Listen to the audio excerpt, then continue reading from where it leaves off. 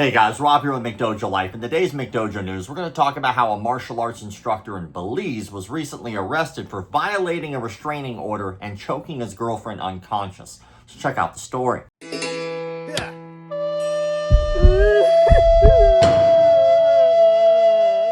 Karate, judo, and yoga instructor Wendell Herman Thurton, age 28, is behind bars at the Belize Central Prison after being denied bail for allegedly attacking his ex-girlfriend and repeatedly violating court orders to stay away from her. Thurton was charged with common assault and breach of protection order after his ex accused him of choking her until she lost consciousness. The incident reportedly occurred at 4 a.m. on May 10, 2025, near her home. Despite a family court protection order issued February of 2025, barring Thurton from contacting or approaching her for 3 years, he allegedly defied that order, leading to his latest arrest. He also previously faced charges of harm and sexual assault in January, with similar restrictions placed on him by the court. In court, Thurton initially pleaded guilty but denied critical parts of the police report, claiming he only, quote, touched the young lady and never choked her. Due to the inconsistency of his plea, the senior magistrate entered a not guilty plea on his behalf. Prosecutors strongly objected to bail, citing Thurton's history of ignoring court orders. The senior magistrate agreed, ruling that his past behavior showed a disregard for legal restrictions and posed a risk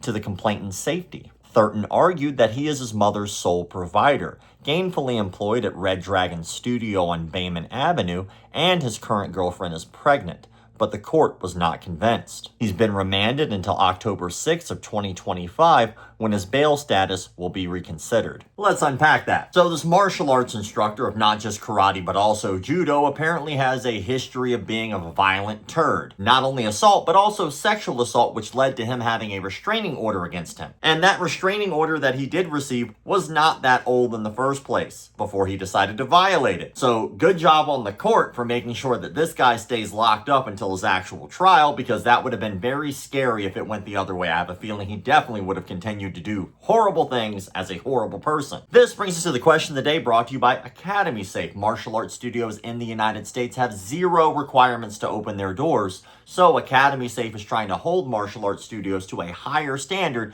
by asking them to get background checks, first aid, CPR. So if an academy has an Academy Safe sticker on their door, you know they're doing their due diligence to keep you and your child safe. If you're going to pick a martial arts studio, make sure it's Academy Safe. The question of the day is going to be a little tricky, but I'm really curious what you guys have to say about this. You see, this guy is a highly trained martial artist. It's what he does for a living, and his victim does not train martial arts. So in that case, how can somebody who is untrained and unarmed actually defend themselves against somebody who is a practicing martial artist? I'm highly curious to hear what you guys have to say about this one in the comment sections below. As always, thank you all for the likes, comments, shares, subscriptions, and of course, memberships.